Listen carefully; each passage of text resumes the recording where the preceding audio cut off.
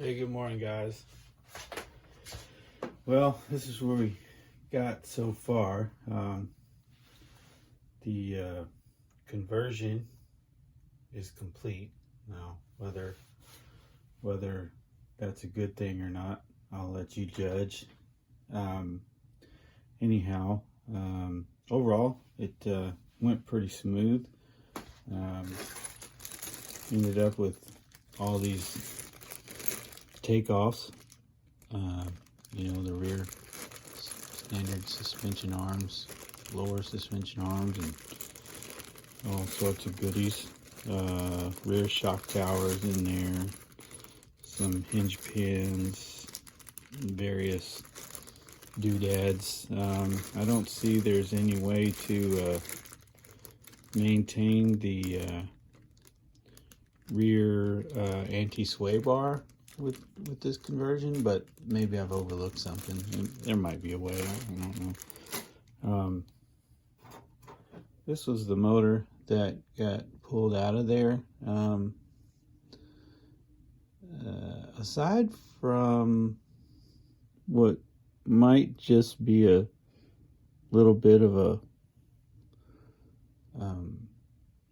swipe with the soldering iron, I think this motor is actually in decent shape. I haven't tried it, but there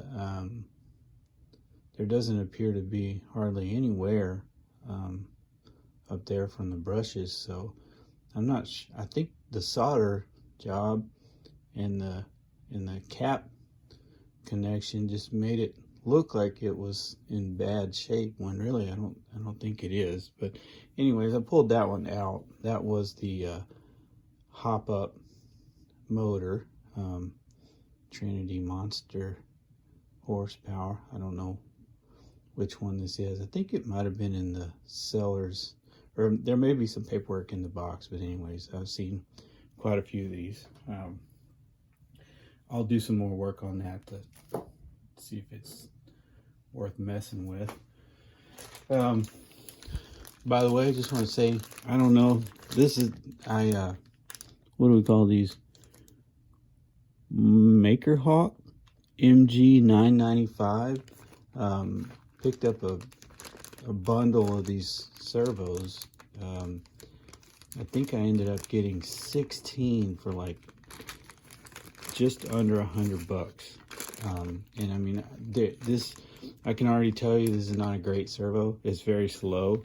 It's pretty strong. It says it's a 35 kg servo, I believe. Hey, dude, get out of here. Hey, go on, fool.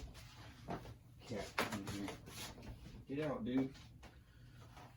The cat's not allowed in my room anymore because she took a shit right on the side of my 3D printer about 2 weeks ago. So, I don't know if you guys live with cats, but I'm tired of living with this one. Anyway, yeah. So that's a pretty good deal on 16 servos. I don't know what that works out to be, but like even $5 a servo. But for what I do, just throw in a steering servo just so the car can sit on the shelf. That's more than good enough. The car, maybe I should move this box. I've already jibber jabbered for a long time. The body still fits, although the original hole for the rear body mount is about ½ an inch short of the mark now. So that's the thing. I need to fix that anyways, but it still sits on there all right. Now, the reveal for this kit, I think what makes it kind of special is how the car looks from behind, if you know what I mean. It really just kind of splays everything out there for you. The travel's, as good as it was before. No issue there. One thing I had a little bit of trouble with was these arms can kind of move in and out, and you got to kind of tweak that based on the car to make sure that your dog bones, if you're using dog bones, aren't binding when the suspension is, you know, compressed all the way, and then also that you're not falling out when you're down at the bottom. So you can see we got enough. If you're jumping this and racing and going hard, yeah, I can imagine you could still lose a dog bone here, but I might see about upgrading that to the universals and see if they're, you know, if they're long enough and all that, then might go that route. At least that would keep them in down here.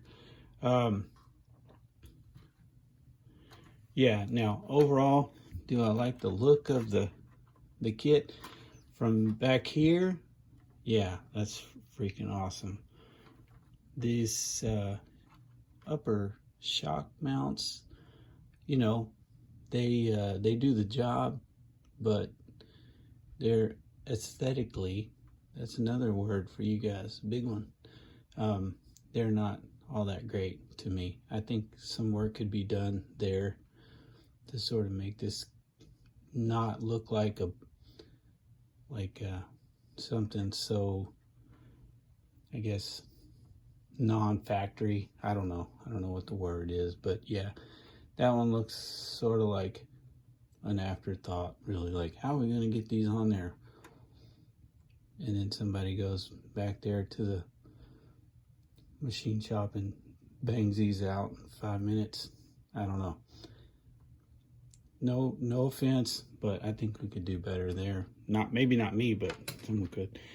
Still got this gaping hole in the top here, and I was gonna put the ESC in that same location, but I mean, the ESC is so small it looked kind of dumb, so no point. Let's get this body off real quick. I did some cleaning. Of course, you kind of have to clean some stuff up.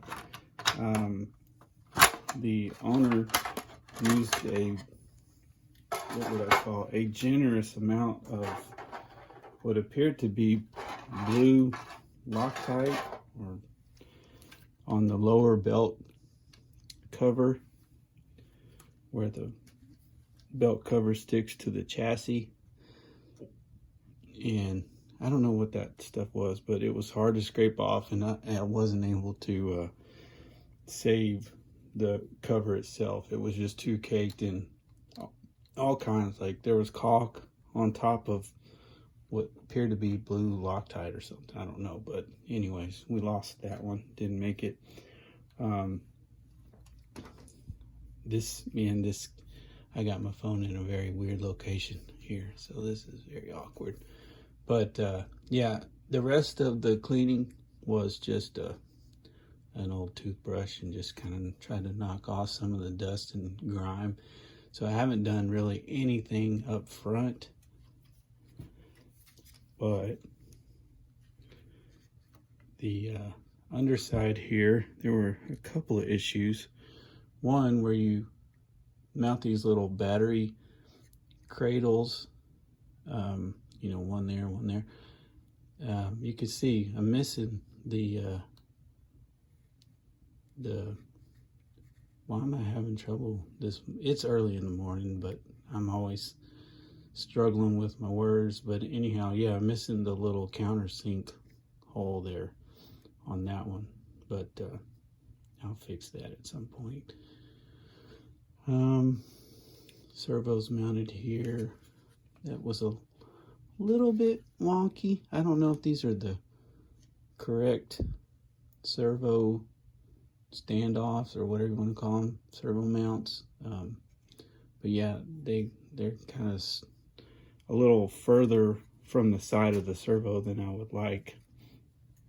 But you got the receiver popped on there up front, ESC right next to it, and maybe that's going to cause me some issues out there. But yeah, the overall, I'm happy with the kit. I would do this. I'm maybe a little less happy with these platinum shocks,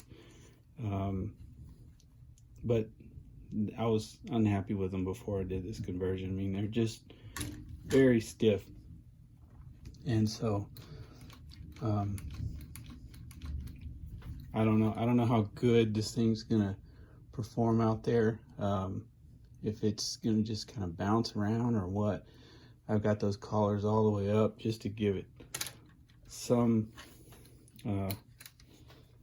softness there, but same deal up front. I mean, the ones up front aren't too bad. I don't know what weight shock oil, probably whatever was standard with this kit, but yeah, in my experience, the platinum shocks are definitely on the stiff side.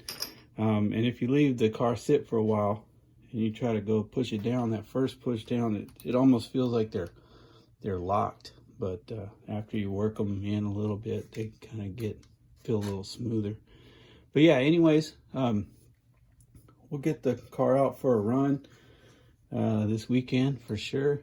We got some rain moving in today, but the weekend looks like it's going to be all right. And we'll see how it does. From what I can tell, just running it in the kitchen on the floor, you know, no issues. It's gonna go. Oh yeah, and I put that 240 ST motor, which looked like it was new. Went ahead and dropped that in place of the Trinity. But if I check on the Trinity and it seems like it's okay, I might slide that back in. Hey, dude, get out of here. All right, guys. We'll leave it there. I'll talk to you soon. Y'all take care. Holidays are coming. Hope you got your shopping done. Later.